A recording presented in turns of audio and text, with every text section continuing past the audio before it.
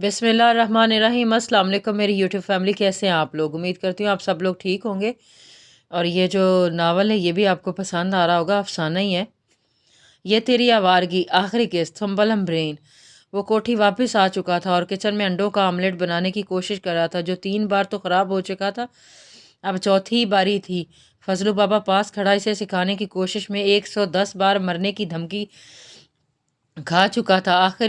आखिरकार 5वीं बार किस्मत ने से साशे की मेहनत रंग ही आई।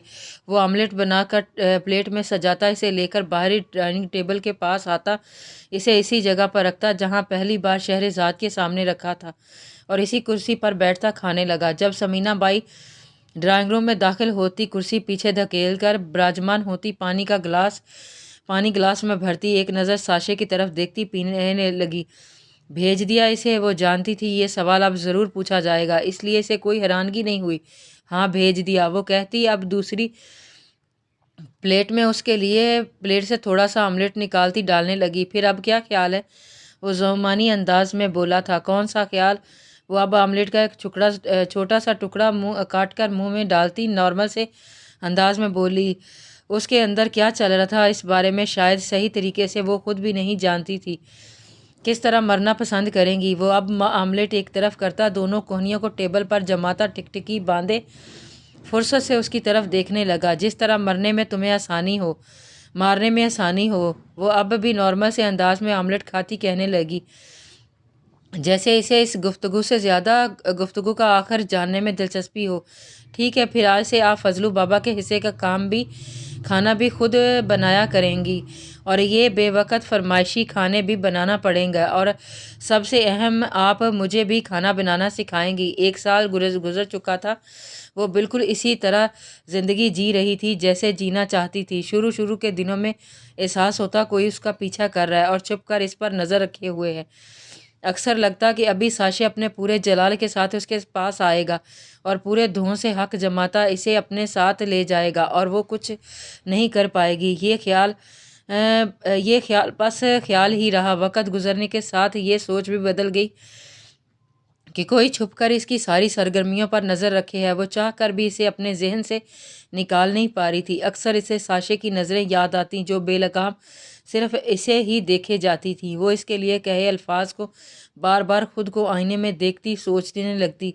इसे हर तरफ से उसकी खुशबू महसूस होने लगती। जब भी उसके बारे में सोचने लगती, जेवरात उतार कर भागते हुए सिर्फ एक अंगूठी उसकी उंगली में फंसी रह गई थी, जो 2 बार कोशिश की इसे उतारने में। जब ना उतरी तो इस पर ध्यान नहीं दिया। ये नहीं था कि अंगूठी उंगली में फंस चुकी थी, बात सिर्फ इतनी थी कि हड़बड़ाहट और परेशानी में उसके हाथ कांप रहे थे, और अंगूठी बस उंगली में मजबूती से जमी थी, और वो थोड़ी सी ही खुली थी तो दूसरे जेवरात से भी पहले निकल कर नीचे गिर चुकी थी। इस सोने की अंगूठी पर सीन और शीन एक दिल में लिखा अक्सर उसकी तवज्जो अपनी तरफ खींच लेता। ये साशे ने कब उसके लिए बनवाई थी ये तो मालूम ना हो सका, मगर भागते वक्त आखिरी बार बिल्कुल इसी तरह की अंगूठी इसने साशे के हाथ में पहनी देखी थी। इस वक्त वो भागने के सिवा ना कुछ सोचना चाहती थी, ना ही वापस आने के बाद कुछ दिनों तक कुछ सोच पाई थी। मगर अब वो अक्सर बेवजह ही उसके बारे में सोचती और घंटों तक बैठे बस सोचती रहती। इसे पेंटिंग में ख़ास दिलचस्पी नहीं थी, मगर अब वो अक्सर बिला वजह ही डेकोरेशन की दुकान में खड़ी पेंटिंग्स को घूरती रहती। वो साहिल के पास खड़ी सूरज के डूबने का इंतज़ार कर रही थी, जब इसे अचानक ही दूर खड़ा साशे नज़र आया। एक बार दिल में ख्याल आया, क्या वो इसे पहले ही देख चुका है और अनजान बन रहा है। फिर जब वो बिल्कुल सुन सा बस नज़र जमाए आसमान की तरफ देखता रहा, तो लगा शायद ना देखा हो। इसी कश्मकश में वो सोच ही रही थी कि जाकर इससे बात करे या ना करे। देखते ही देखते दूसरी तरफ रुख मोड़ता वो उसकी आंखों के सामने से ओझल होने लगा। उसके दूर होना, आसमान से सूरज डूबने के साथ साथ धीरे धीरे से शहरजाद का दिल भी डूबने लगा। सूरज के डूबने के साथ और साशे की उसकी निगाहों से ओझल हो जाने के बाद शहरजाद का दिल भी जैसे खाली, वीरान और आंखों में और अंधेरे में डूब चुका था। दिल के हर कोने में जैसे अंधेरा छा गया था।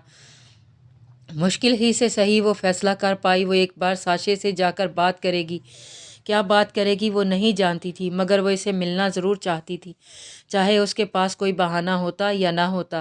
آج وہ عرصے بعد اسی جگہ سے گزر رہی تھی جس رستے سے وہ بھاگی تھی۔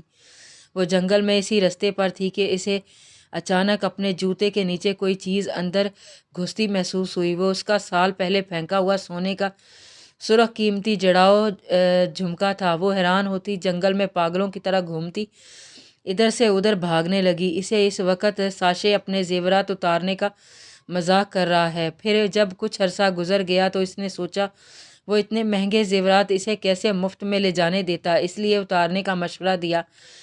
پھر بعد میں اکٹھے کر لیے ہوں گے۔ کافی گھنٹے لگے اسے وہ اتنی آسانی سے پھینکے ہوئے زیورات جمع کرنے میں۔ زیورات مٹی اور گند سے اٹے پڑے تھے، مگر اسے اس بات کی بھی پرواہ نہ تھی۔ اس مٹی سے اٹے زیورات کی وجہ سے اس کی سفید چنری کا آنچل گندا ہو رہا تھا۔ یا ساشے اس کے بارے میں کیا سوچے گا؟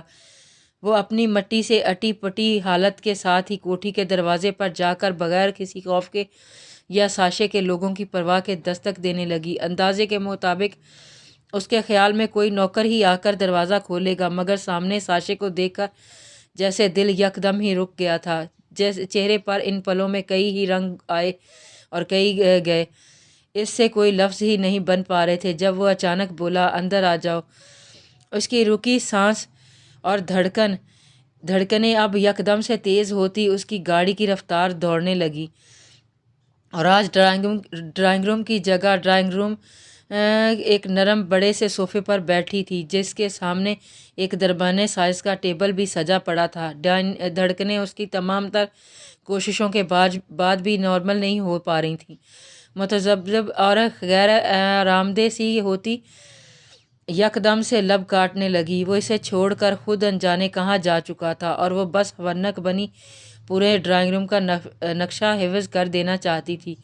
وہ آیا تو اس کے دونوں ہاتھوں میں ایک بڑا سا ٹرے تھا جس میں ایک پلیٹ میں بہت سے پیارے طریقے سے آملیٹ سجایا گیا تھا اور ساتھ میں شیشے کا ایک خالی گلاس اور پانی سے بھرا جگ پڑا تھا۔ کچھ لمحے لگے تھے اسے سمجھنے میں، دل کو یکدم سے آرام سا ملا تھا اور تسلی ہوئی کہ وہ ساشے کے دل اور یادوں میں ابھی بھی زندہ ہے۔ یہ میں نے خود بنایا ہے اپنے ہاتھوں سے، اور مجھے وہ سب بنانا آتا ہے جو ایک پرفیکٹ شیف بناتا ہے۔ ٹرے رکھنے کے بعد وہ کچھ دور سجی پڑی کرسی اٹھاتا اس کے سامنے ہی ٹیبل کے ساتھ لگاتا بیٹھ گیا۔ اب وہ دونوں ایک دوسرے کے سامنے روبرو بیٹھے تھے۔ کیسی ہو؟ بہت انتظار کروایا تم نے، مگر میں نے ہار نہیں مانی تھی۔ مجھے یقین تھا تم واپس ضرور لوٹو گی۔ اس بات پر شہرزاد اندر سے شرمندہ سی ہو گئی، مگر چہرے کے تاثرات نہیں بدلنے دیے۔ میں نہیں جانتی مجھے کچھ عرصے سے کیا ہو رہا ہے، کیا نہیں۔ میں اپنی اندر کی سوچوں اور خیالوں سے تنگ آ چکی ہوں جو صرف دن رات تمہارا ہی ذکر کرتے ہیں۔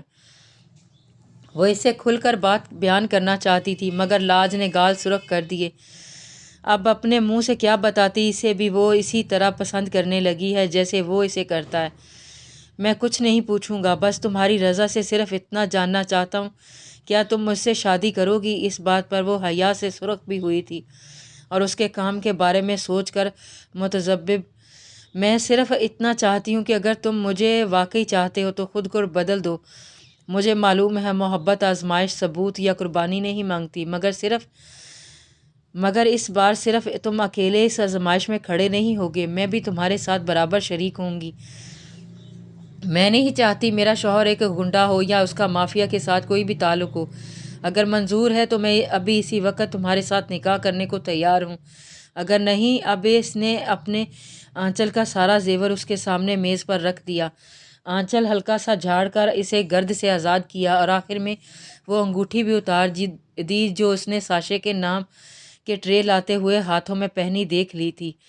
تو اسے قبول کر لو، میں تمہارا فیصلہ جان جاؤں گی، ہاں پھر کوئی اور سوال نہیں پوچھوں گی۔ یکدم سے دونوں طرف خاموشی چھا گئی۔